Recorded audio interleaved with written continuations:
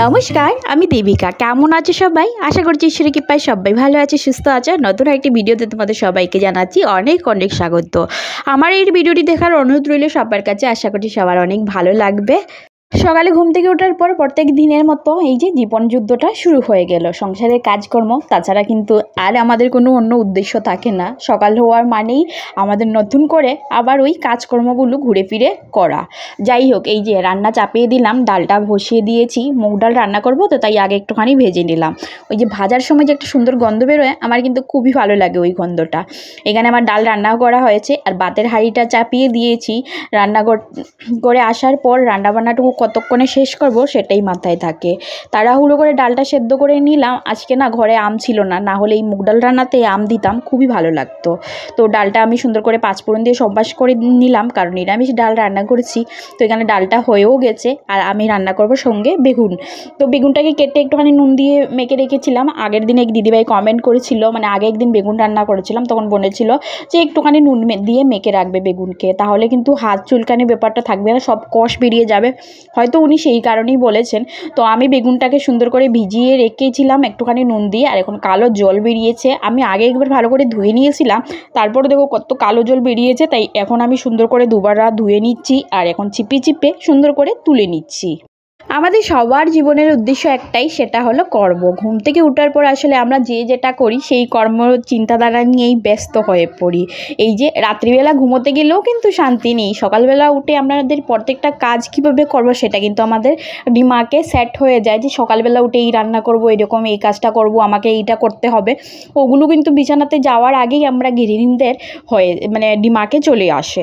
যাই হোক, যারা বাইরে ওয়ার্ক করে তাদের কিন্তু ওই ঘরের সঙ্গে বাইরেরটাও সামলানো, আর আমাদের ঘরটা সামলানো, সঙ্গে বেবি সামলানো, এইসব আমাদের করতে হয়। বর স্নান করে এসে পুজো দিয়ে দিচ্ছে, আর ততক্ষণে আমার রান্না কমপ্লিট হয়ে গেছে। আজকে বেগুন দিয়ে ডাল করেছি, কারণ আমার বর এরকম বেগুন দিয়ে ডাল খেতে বেশ ভালোবাসে। আর খাওয়া দাওয়া করে চলে গেছে ওর ডিউটিতে। আর এখন দেখতে পাচ্ছ আমাদের এগুলো হলো থার্ড ফ্লোরের সব বাচ্চা, মানে উপরের যারা থাকে আর কি, তাদের বেবিরা চলে এসেছে। এরা পাপায়ের সঙ্গে খেলছিল। তার থেকেও বড় কথা, সকাল থেকে কারেন্ট নেই। এখন প্রায় 12টা বাজতে যাচ্ছে, এখনও কারেন্ট নেই। আর কারেন্ট না থাকার কারণে আমরা একদম ভাজাপুরা হয়ে আছি, গরমে অবস্থা খারাপ। আর যত দেখবি নিচের ফ্লোর থাকে, সেটা কিন্তু একটু হলেও উপরের চাইতে ঠান্ডা থাকে। বিশেষ করে টপে যারা থাকে খুবই কষ্ট হয় তাদের। তো যাই হোক, তো এরা সবাই এখানে এসেছে, গল্প করছে বসে বসে। আমি এদের জন্য আবার চা করলাম। এরা সবাই বললো চা খাবে, তাই এদেরকে এই গরমের মধ্যে চা করে দিয়েছি, মানে এরা গরমের মধ্যেও বসে চা খাচ্ছে।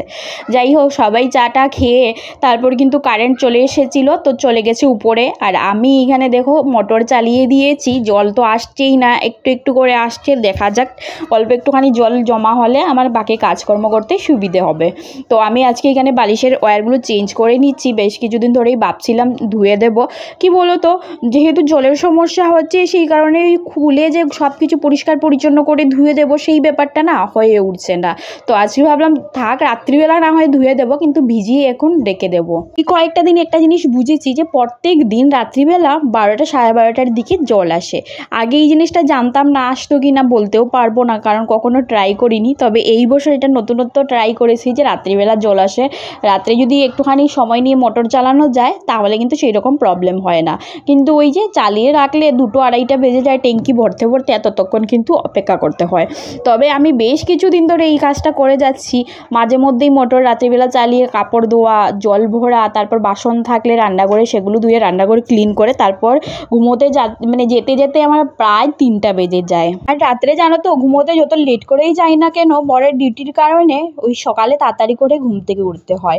যাই হোক, এটা বেশ ভালো। এখানকার স্কুলগুলো ছুটি দিয়ে দেয়। এই যে পাপাই স্কুলে যেত, কিন্তু 1 মাসের ছুটি হওয়ার কারণে আমি এই মাসটা পুরো খুব আরাম করেছি।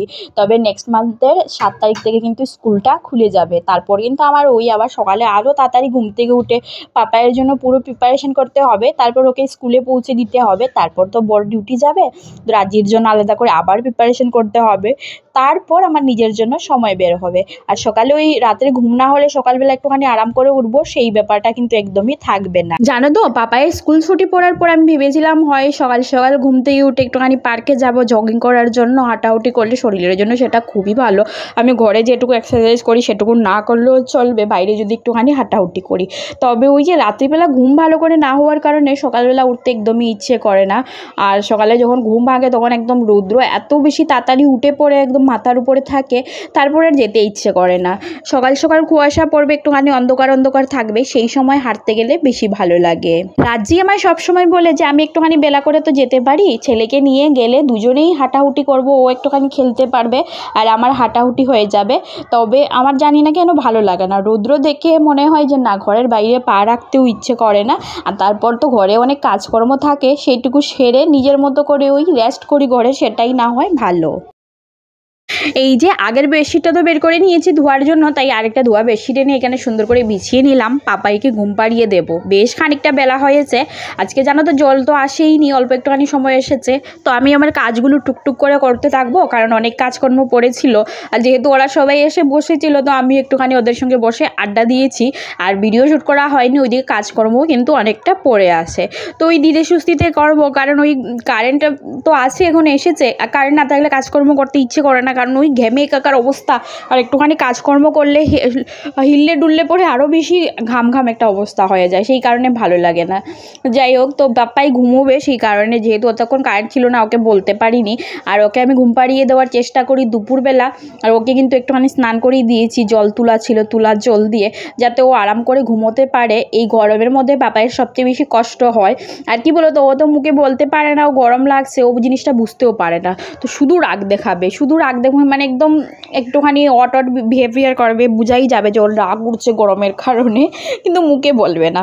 কাপড়গুলো বেরিয়েছিল যেগুলো ধুয়ে দেবো, এখন ভিজিয়ে রেখে দিচ্ছি তোলা জল দিয়ে। আর অল্প অল্প করে ট্যাঙ্কির থেকেও জল চড়ছে, তো আমি সেইটা দিয়ে বালতিটা ভর্তি করে রাখছি। আর কাপড়গুলো এখন ধুয়ে দিতে না পারলে বিকেলবেলা না হয় ধুয়ে দেবো, যখন রাত্রিবেলা জল আসবে তখন। তো সেই কারণে ভিজিয়ে রাখছি। আমাদের এই এরিয়াটা জানো তো, মানে একদম ছেল পেহেল থাকে সব সময়, সবাই বসে গল্প করে, একদম মানে রনক লেগেই থাকে সব সময়। শান্তশিষ্ট এরিয়া না, অন্য অন্য জায়গার মতো না, সেক্টরগুলোতে গেলে একদম শান্তশিষ্ট এরকম না। আজকে দেখো সকালবেলা স্নান টান সবই কমপ্লিট করে নিয়েছি, রান্নাবান্না সবই কমপ্লিট হয়ে গেছে। কিন্তু কি বলতো, আমি ভেবেছিলাম কি যে সকালবেলা স্নান করে নিচ্ছি, আবার দুপুরবেলা স্নান করবো, হেয়ার মাস্ক লাগাবো, সেই কারণে হেড ওয়াশ সকালবেলা করা হয়নি। মানে ওয়াশরুম ক্লিন করে হেড ওয়াশটা করবো এটা ভেবেছিলাম। সকাল থেকে যে কতবার লাইট গেছে, একটুখানি পরপর গেছে। উপরের সব কটা বাচ্চা এসে আমার ঘরে বসেছিল, বেশ খানিকক্ষণ ওদের সবাইকে চা করে দিয়েছি। এখানকার সব ছোটো ছোটো বাচ্চারাও চা খায়, মানে ঘরে খাওয়ানো হয়, সেই কারণে এদের অভ্যেস আছে। সবাইকে চা করে দিয়েছি, চাটা খেয়ে বেশ কিছুক্ষণ আমার এখানে বসেছিল। 12টা বেজে গেছে, ভেবেছিলাম 12টার সময় জল আসবে, কারণ সকালেও জল ছিল না, কিছুক্ষণ এসেছিলো, ট্যাঙ্কিতে যা জল ছিল এতে সবার সকাল সকাল কাজ হয়ে গেছে। মানে স্নান টান করা হয়েছে, যারা করেছে, যারা করেনি তাদের কিন্তু হয়নি। আমি করে নিয়েছিলাম। আর পাপাইকে এইমাত্র করিয়ে দিয়েছি বালতির জল দিয়ে, কারণ এখন 12:30 বাজছে আর জল আসবে না, আসছেই না। বারবার জ্বালাচ্ছি মোটর, কিছুতেই কিছু লাভ হচ্ছে না। আর আমাদের উপরে থাকে মানুষ, নিচেও থাকে, কারণ এই বিল্ডিংয়ের মালিক এখানে থাকে না। তো নিচে যারা থাকে তাদের মনে হয় যে আমরা হয়তো টুটিগুলো ব্যবহার করছি, সেই কারণে ওরা পাচ্ছে না। উপরে যারা থাকে তাদেরও এরকমই মনে হয়। সবাই এসে চেক করে করে গেছে, দেখেছে যে আমার দুপুরবেলা সেরকম প্রয়োজন পড়ে না, বাসন টাসন ধোয়ার আছে, বিশেষ করে ঘরের কাজকর্ম থাকে, জল মোছার, কাপড় এখন ভিজিয়ে রেখেছি, ওই সব কাজ থাকে, এক্সট্রা করে জল ফেলার কোনো ব্যাপার থাকে না। যাই হোক, জল নেই এখন, মানে মধ্যেখানে আটকে আছি, কাজকর্ম কীভাবে করবো ভালো লাগছে না। বাইরে মাঝে মধ্যে রৌদ্র উঠছে, আবার অন্ধকার অন্ধকার করছে, দুদিন ধরে সেম করছে, কিন্তু এক বিন্দুও বৃষ্টি হচ্ছে না। কী যে হবে আমাদের জানি না, হয়তো এই বছরের গরমে জলে পুড়ে ছাই হয়ে যাব। চলো ভিডিওটা স্কিপ না করে দেখতে থাকো। এখন আমি এই রুমের কাজকর্ম সারবো, কারণ এই দিকটা গুছাইনি, ওই সাইডটা কিছুটা গুছিয়েছি, বাসন আছে সিঙ্কে ভর্তি, ওগুলো তো জল না এলে কি আর করবো। আমি অবশ্য 2 বালতি জল ঘরে ভর্তি করে রেখেছি, আর 2 বালতি বাথরুমে। 1 বালতিতে পাপাইকে স্নান করিয়ে দিয়েছি, আর 1 বালতি জল আছে। ঘরে যা আসে তা দিয়ে আমার ঘরের কাজ অবশ্যই হয়ে যাবে, তবে এই রুমটা আগে গুছাবো, তারপর বাসন টাসন ধোবো। আর তার আগে দিতে হবে পাপাইকে ঘুম পাড়িয়ে। পাপাই এত দুষ্টু, ওকে বিছানা করে দিয়েছি কিন্তু ও কিছুতেই ঘুমোবে না। সকালবেলা বরাবর পুজো টুজো দিয়ে গেছে, তাই আমার গাছে যে ফুলগুলো ফুটে না, সকালবেলা যদি পুজো না দেও তাহলে কিন্তু ওগুলো নেতিয়ে পড়ে। আর আজকাল তো পুরো ভর্তি হয়ে ফুল ফুটছে, কি বলো, মানে আলাদাই একটা খুশি হচ্ছে যে নিজের গাছে 5-6টা ফুল হলেও কিন্তু আমাদের পুজো দেওয়া তো হয়ে যায়। ফুল আর কিনে এনে ফুল দিয়ে পুজো দেওয়ার একদম আমার ভালো লাগে না। গরমের দিনে না আমার গাছে একটাও ফুল ফুটে না, তো এই বছর ভেবেছি গরমের কিছু কালেকশন লাগাবো। আমার যদিও জানা নেই যে গরমের দিনে কি কি ফুল ফুটে, তবে এই বছর একটুখানি চেষ্টা করব। এইখানে দেখো ফ্রেশ হয়ে এসেছি, কারণ একদম অবস্থা খারাপ লাগছিল যেহেতু কারেন্ট ছিল না এতক্ষণ। তো এখন আমি ঘরের কাজকর্ম আরও কিছু টুকটাক আছে সেগুলো গুছিয়ে দুপুরে মানে বেলাটায় কি রেস্ট করব। বাইরে একটা মানুষজন পাওয়া যায় না দুপুরবেলা, একদম শান্তশিষ্ট থাকে, আর সেই কারণে একটুখানি কীরকম লাগেও চুটটুর চলে আসে, সেই কারণে তো দরজা টরজা সব ভালো করে লাগিয়ে রেস্ট করব। এই ভিডিওটা এখানেই শেষ করব, কেমন হয়েছে অবশ্যই জানিও।